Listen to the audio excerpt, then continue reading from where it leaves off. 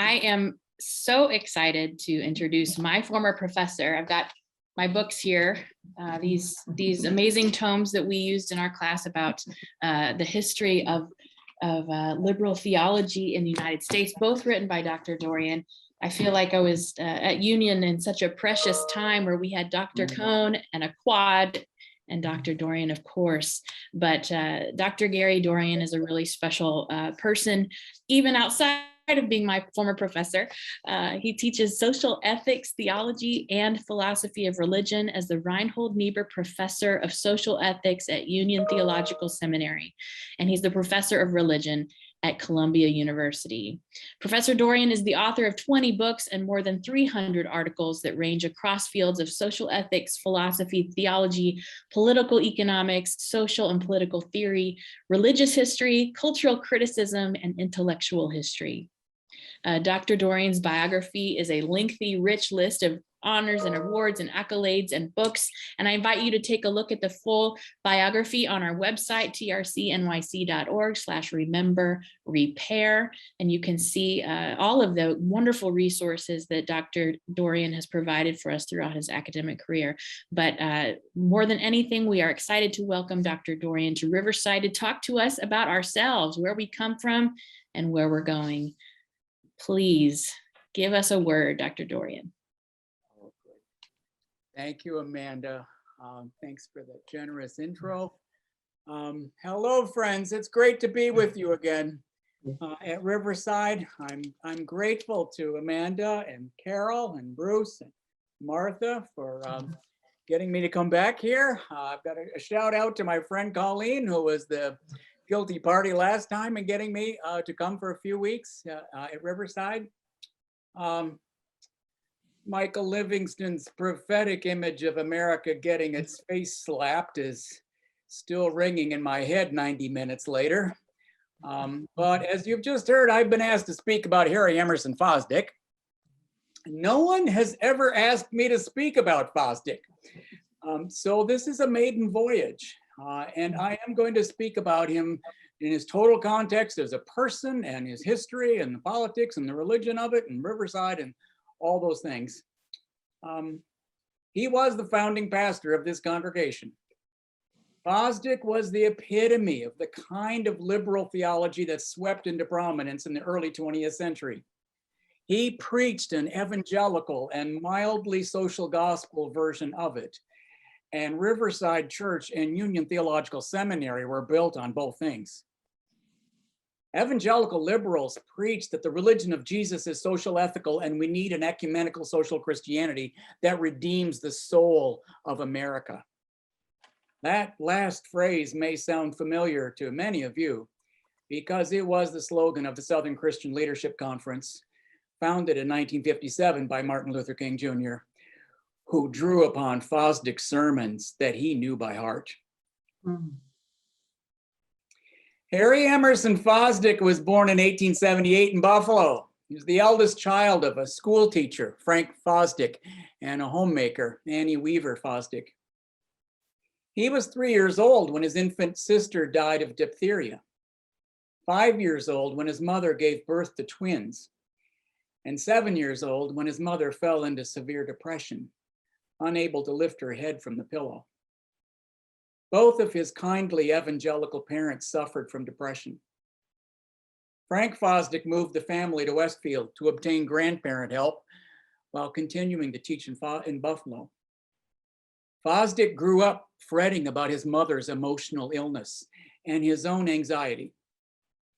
In 1895, he enrolled at Colgate University, where he discovered that he was really good at public speaking. Speech contests were plentiful, and Fosdick won a bunch of them. So many that he paid off his tuition and felt very full of himself until his father crashed, and Fosdick dropped out of college to help his family. Frank Fosdick supported his 3 children, bedridden wife, 2 in-laws, and his own father on a teacher's salary.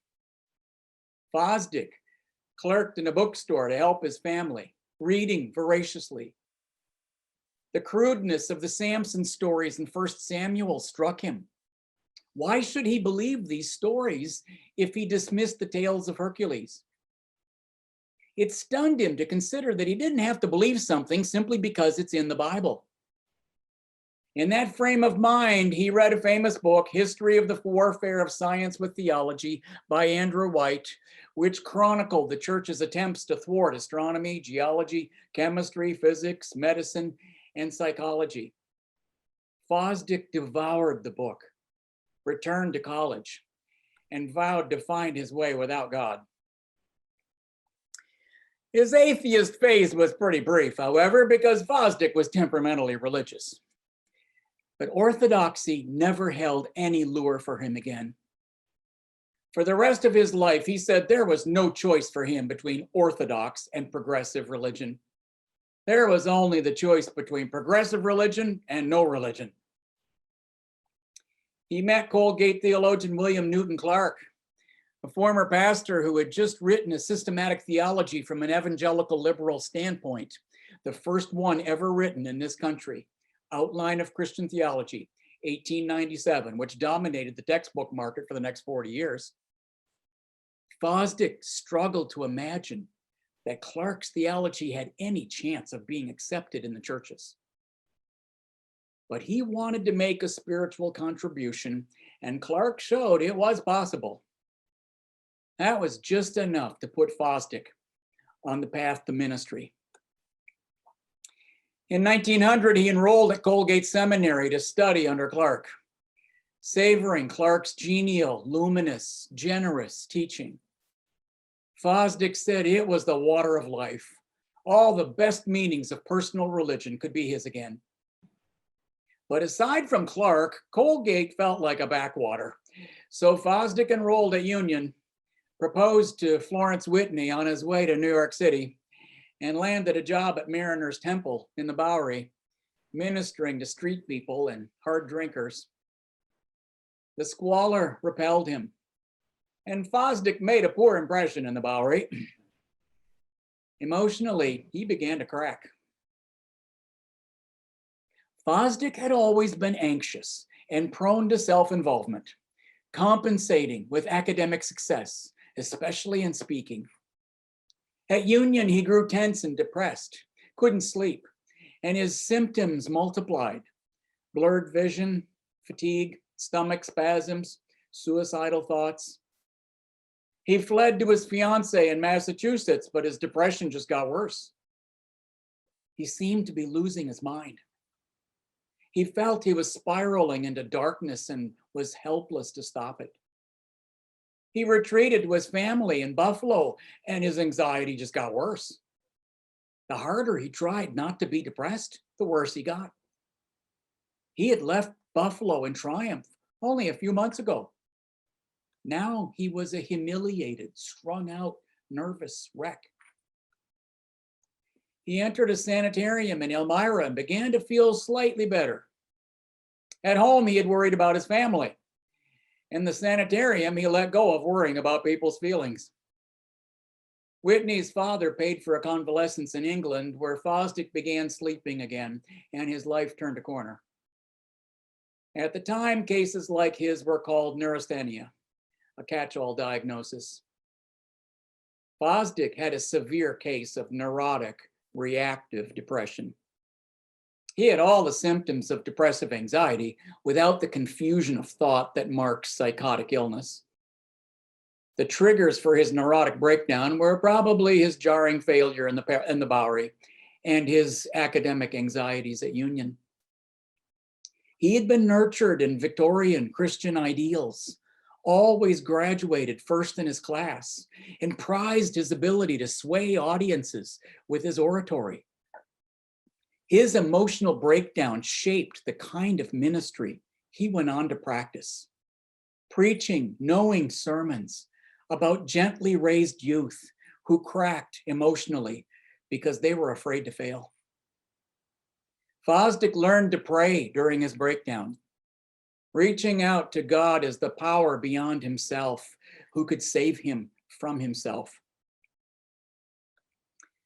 He went back to Union, studying church history under A.C. McGiffert and theology under William Adams Brown.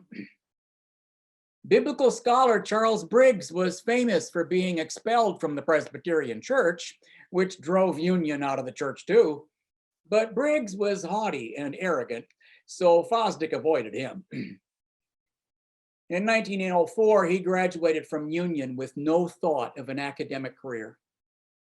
Fosdick always wanted to be who he became, a preacher of personal and social religion to a mass audience. He began at First Baptist Church of Montclair, New Jersey, renting a room at a downtown bank, where he secluded himself every weekday morning for 4 hours of sermon preparation. At first, he wrote conventional expository sermons, which bored Fosdick and his congregants. People don't come to church to learn what happened to the Jebusites, so why spend half the sermon on historical exegesis? He tried his hand at topical preaching, but that was just a pundit rehash of the same things people talk about all week. They don't come for that either. Fosdick reflected that people come to church because they have spiritual concerns. He resolved to preach about living, hoping, illness, suffering, being anxious, working with others, fearing to fail, trying to pray. In 1908, he got a foot in the door at Union by teaching the course on Baptist polity. Union moved in 1910 from Park Avenue to a stunning collegiate Gothic campus, the one across the street. The following year, Fosdick was promoted to instructor of homiletics, and in 1915, he resigned from First Baptist to teach full-time at Union. But merely teaching homiletics would have felt absurd to him. Fosdick offered pulpit supply on Sundays. He turned war boosting into a second job. And in 1918, he was called to the pulpit of First Presbyterian Church while keeping his day job at Union and publishing devotional books that made him famous. The Manhood of the Master, 1913, The Assurance of Immortality, 1913, The Meaning of Prayer, 1915, The Meaning of Faith, 1917, and The Meaning of Service, 1920. These devotional books were fashioned from Sunday services. Thousands of British and American soldiers carried the first two meaning books into battle. It wasn't clear until the last book in this series in 1920 that Fosdick espoused the social gospel, when he finally said that white Americans needed to see their nation from the perspectives of Black Americans. Americans needed to learn how Britons, French, Japanese, and Chinese viewed the world. And capitalists needed to grasp how wage laborers experienced capitalism. These meaning books sold millions of copies and were translated into more than 50 languages. Fosdick was famous long before Riverside Church existed. He was deeply influenced by Quaker spiritual writer Rufus Jones, the apostle of progressive Quaker mysticism. Jones taught that true religion always begins with a manifestation, a revelation of God and the soul's response to it. Whenever religion calcifies into an orthodoxy, it thwarts the search for truth and God. True religion is a life of spiritual immediacy, asking only to be tested by experience.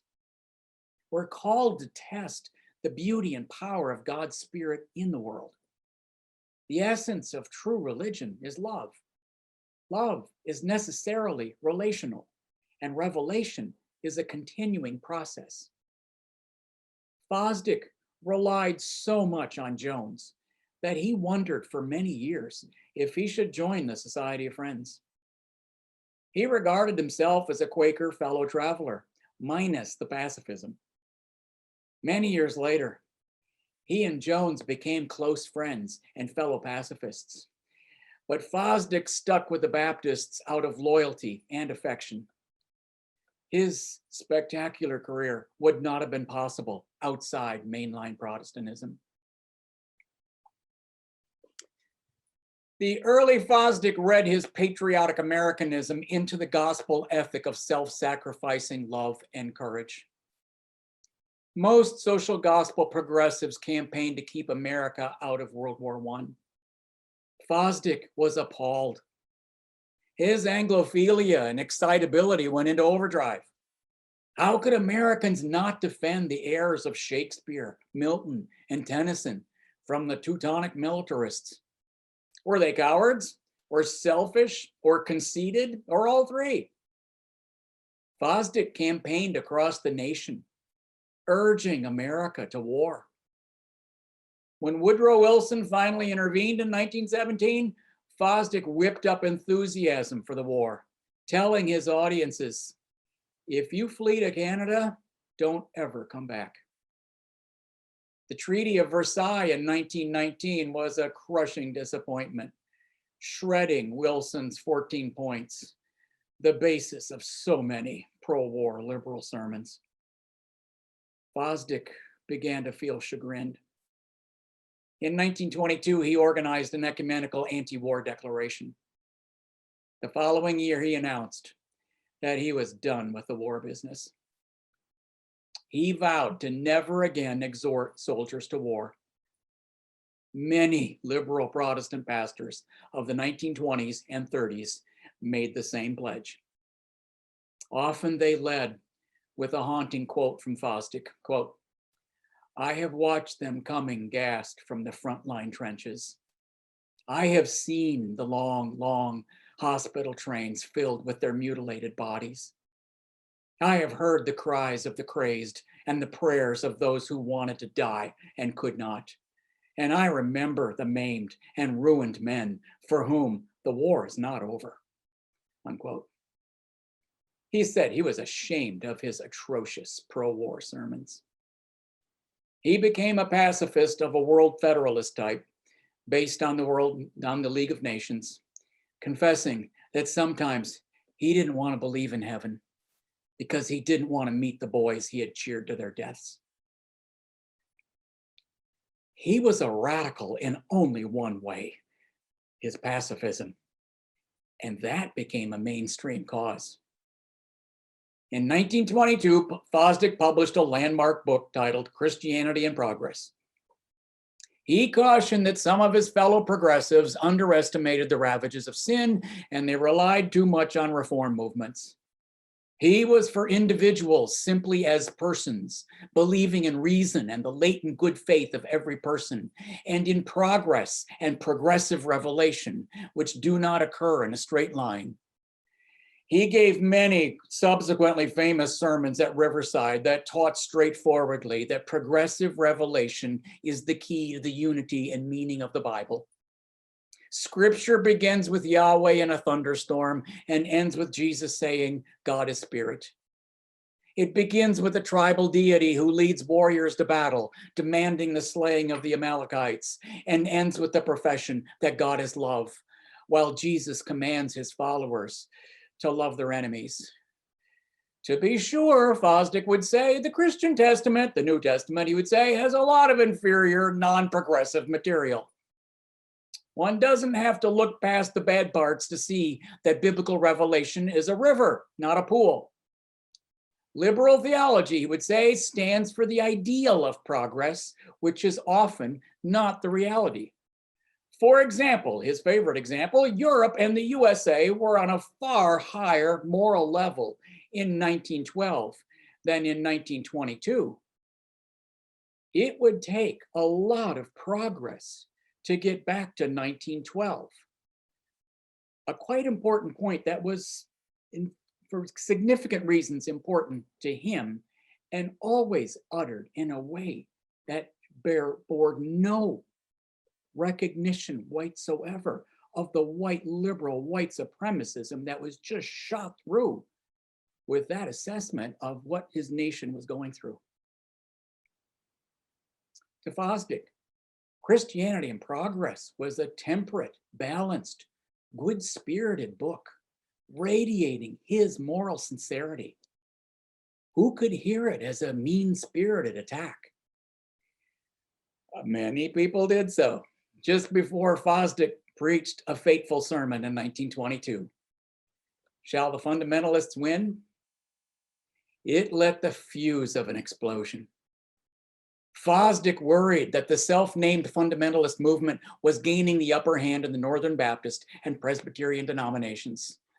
He said he did not fear traditional conservative Christians, and he wasn't trying to drive out anybody.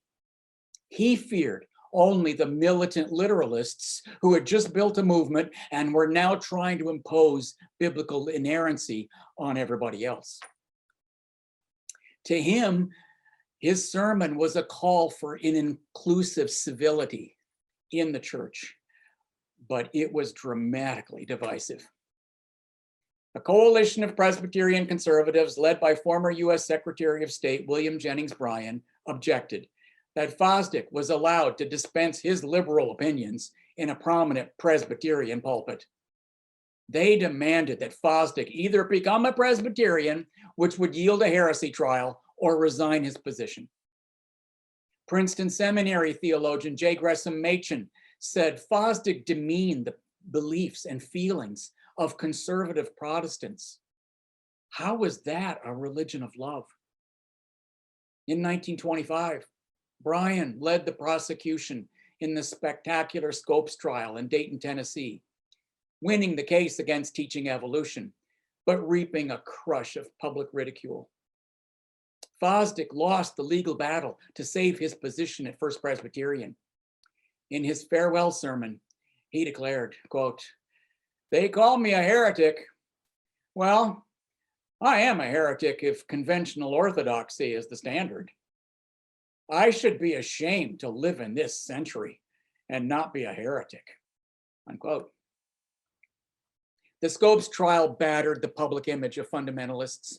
They failed to capture a single denomination, and many of them took the path of separation, building their own vast network of ministries, Bible colleges, parachurch organizations, and denominations. Modernists gained control of the Northern Baptist and Presbyterian churches, and John D. Rockefeller Jr. lured Fosdick to Park Avenue Baptist Church, a way station, while Rockefeller built a Gothic cathedral for Fosdick here on Riverside Drive. In 1923, Fosdick took a pilgrimage to Egypt, Palestine, and Syria, where the biblical world came alive to him. He sympathized with the fledgling Zionist movement, while warning that only a generous Zionism could succeed in Palestine. Fosdick said nothing could be more dangerously false than to claim that Palestine was a land without a people. He was a pro-Zionist who stressed that Zionism must respect the existence and dignity of Arab Palestinians. Quote, "It must count Arab welfare as precious as its own," unquote. The demands of his renown caught up to him, and union generally morphed into the side job. Henry Sloane Coffin, a New York Presbyterian pastor, also doubling as a union professor, succeeded A.C. McGiffert as president of union and helped Fosdick scale back to a minimal teaching load. When Riverside opened its doors in 1930, there were immediate howls about the statue of Albert Einstein on the facade. Fosdick said he was proud that Riverside included Einstein among the saints and philosophers so honored. At Riverside, he achieved renown on the scale of Henry Ward Beecher, refashioning the religion of healthy, buoyant, aesthetic, mostly middle class, outward moving care that Beecher pioneered. On occasion, Fosdick spoke a critical word about capitalism, but not to the point of offending Rockefeller. He described good religion as an art that cultivates and enhances human personality. In 1932, Fosdick said, churches should nurture vibrantly alive personalities, quote, instead of remaining societies for the propagation of an outgrown mythology, unquote. 3 years later, he capsulized his message. Quote, let me tell you my philosophy. I can put it in a few words. Everyone who follows this ministry will recognize it. All my thinking starts from and comes back to it. Here it is. The key to the understanding of all life is the value of personality, unquote. Wherever goodness, beauty, truth, and love exist, the divine is present. Human beings are divine to the extent that they embody and mobilize these qualities. Jesus was uniquely divine because he embodied these qualities fully. His divinity was the divinity of his spiritual life. He stands out in the history of religion precisely as the champion of personality. Fosdick said repeatedly that reverence for personality, being fully alive, is the heart of Christianity. Divinity is not a supernatural reality. It's the perfection of immanent love that every person is capable of mobilizing. On this ground, Fosdick said, Christianity is the best religion because it valorizes personality. Buddhism is the worst religion because it annihilates personality. And Judaism and Islam are in the middle range. If that smacked of a surprising prejudice, he said, hey, I can live with it. Quote, Christianity is aggressive and spiritually militant. It believes in personality, its infinite possibility, its ultimate victory, unquote.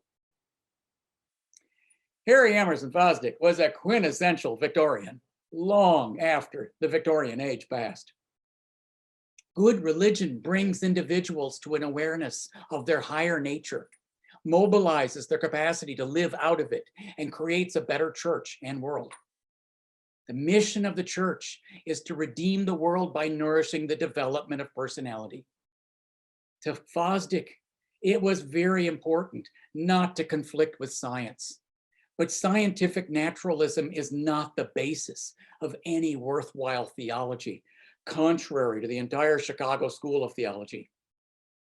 The appropriate language of religion is art, not science.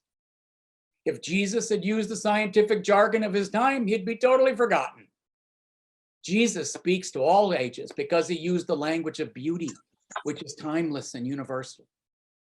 Fosdick was keenly attuned to the spiritual needs of educated, upwardly mobile, mostly white Americans who yearn for religious meaning. In a society dominated by science, economics, and technology, they yearned especially for beauty. He said, religion is worthless if it's not beautiful. Art, music, poetry, love, and religion do not submit to scientific modalities. They belong to the realm of beauty. He grieved at the ugly sanctuaries and barren worship services that prevailed in Protestantism. Fosdick said it many times at Riverside, enveloped in Gothic magnificence and on the road, where it was obvious what he meant about aesthetic starvation. He would say, religion tells the truth in the same way that art does, belonging to the realm of spirit, personality, and beauty. Fosdick had very little interest in academic theology because it provided little grist for his sermonizing. He shuddered that Karl Barth was the world's leading theologian. Theologically, Fosdick leaned on Clarke, Jones, and Walter Rauschenbusch, and in biblical studies, he favored James Moffat, a Scottish scholar who taught at Union. Germans dominated these fields, but Fosdick took no instruction from them. He held the same concept of good religion throughout his career, expounding it differently in 3 phases. His early writings were mostly devotional. In the 1920s, he focused on the fundamentalist crisis and the relationship between personal and social religion. After he got to Riverside, he emphasized the therapeutic function of religion. In 1924, he began to broadcast his sermons on RCA's radio station, WJZ.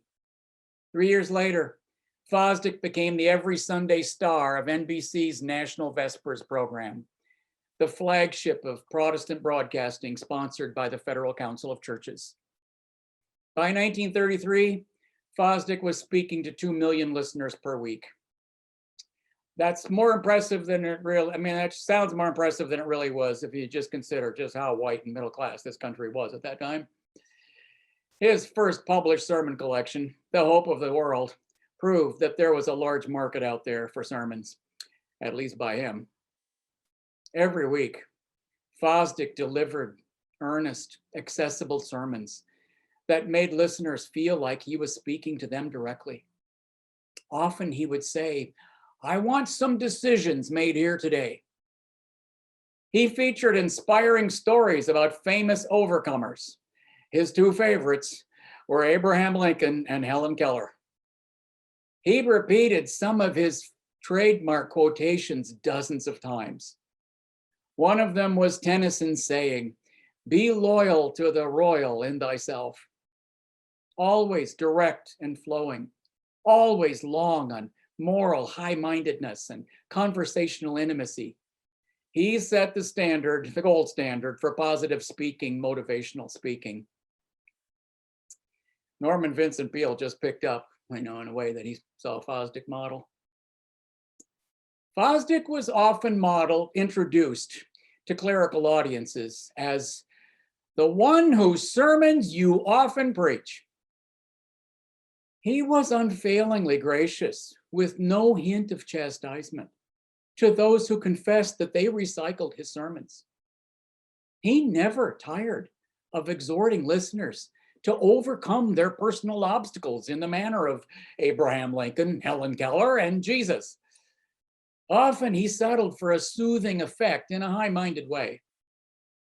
Fosdick could be gritty in describing human sin, although he held that some of Paul's descriptions were too graphic to read in church. I thought of that today when Michael quoted one of Trump's worst sayings. He could be whimsical on occasion, but almost never ironic. Fosdick's earnest liberal moralism was allergic to irony, and he indulged paradox only as much as necessary. He allowed that Calvary was somehow both sublime and horrible at the same time. One of his Palm Sunday sermons was titled "The Cross, an Amazing Paradox." But the emphasis of the early Barth and Reinhold Niebuhr on paradox utterly mystified him. Fosdick's mind just did not work like that. He took warranted pride that many Black ministers listened to him regularly and cited him routinely. Benjamin Mays, Howard Thurman, and Martin Luther King Jr. were among them, appreciating that Fosdick condemned racism from the pulpit.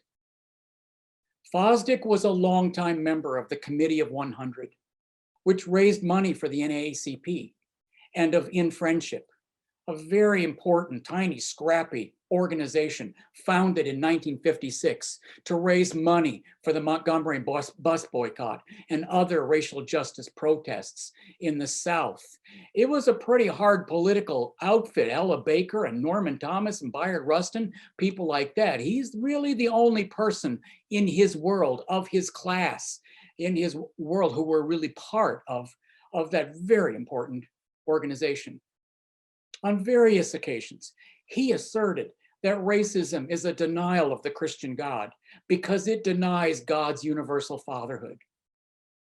Fosdick was one of the few prominent white preachers of his generation to denounce lynching from the pulpit, protesting that many Black Americans were lynched, quote, under circumstances, tortured alive, burned alive, that beggar description, unquote.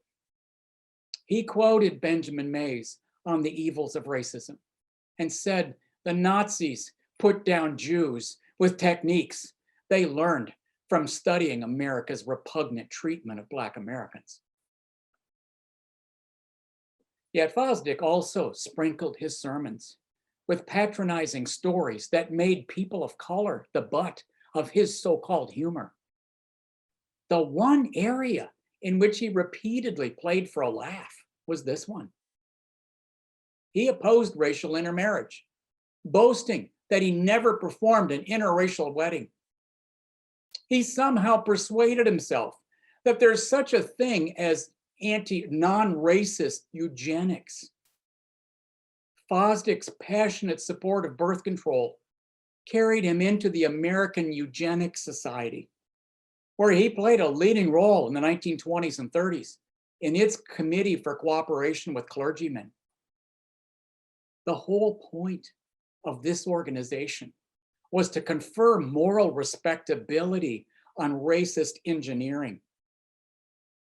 Fosdick joined Episcopal Bishop William Lawrence and Methodist Bishop Francis McConnell in it, always warning against what he called, quote, the peril involved in our crazy unwillingness to use eugenic information.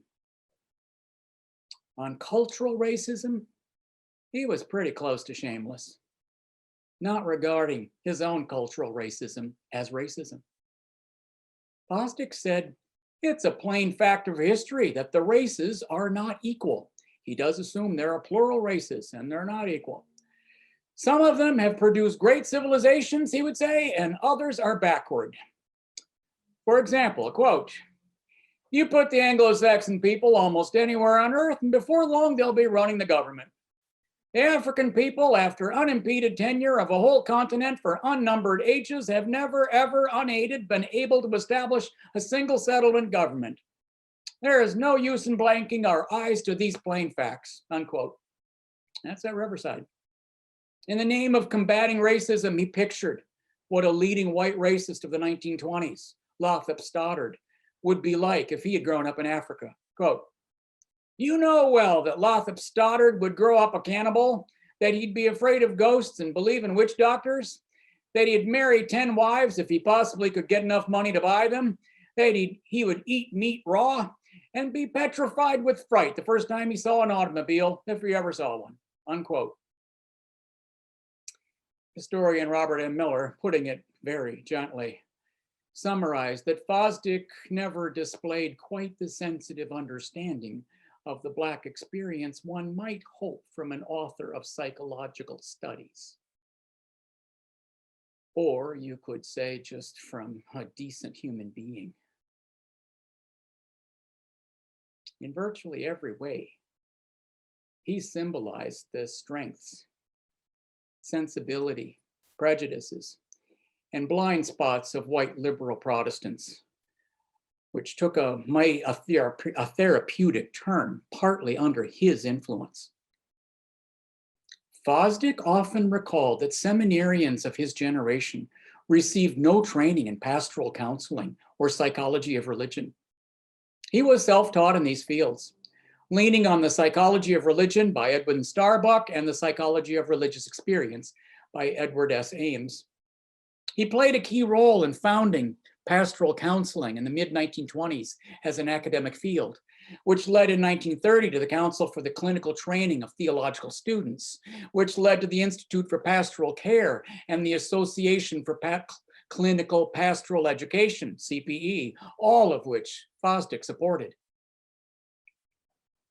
Presbyterian minister Justin Rowe Nixon longed for the old social gospel that fought for economic democracy and did not know the difference between neurosis and psychosis.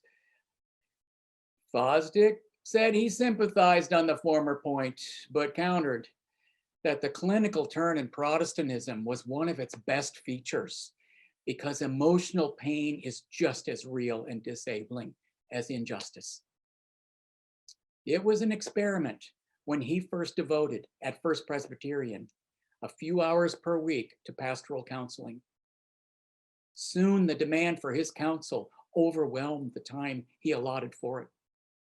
He loved clinical work, although he soon realized he lacked the expertise to deal with hard cases. He educated himself, took informal clinical training, and relied on his experience, his own personal experience, often assuring people he knew how they felt. At Riverside, he ranked counseling as his top priority, describing his style of preaching as personal counseling on a group scale.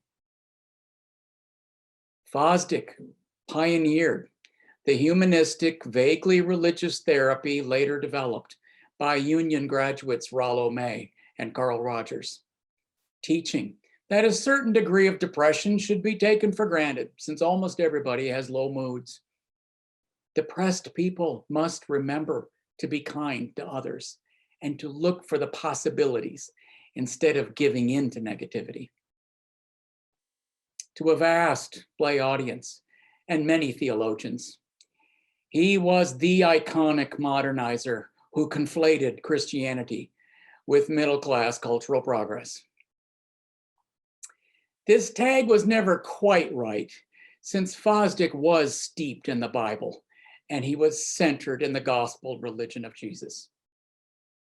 In 1927, 1 year before Reinhold Niebuhr joined the Union faculty, Niebuhr wrote an icy put-down of Fosdick's book, Adventurous Religion, chiding that it was very middle class and not very adventurous.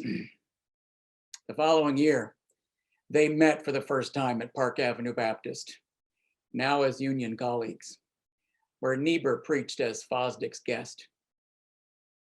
Niebuhr flushed with embarrassment at finding himself, as he put it, with an eminent man whom I had treated with little grace.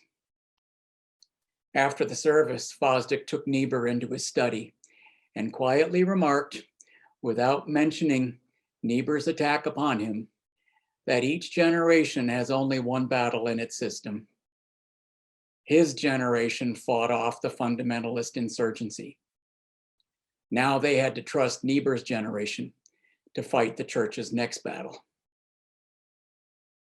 Fosdick recognized that Niebuhr's scathing attacks on liberal Christianity hit a cultural nerve.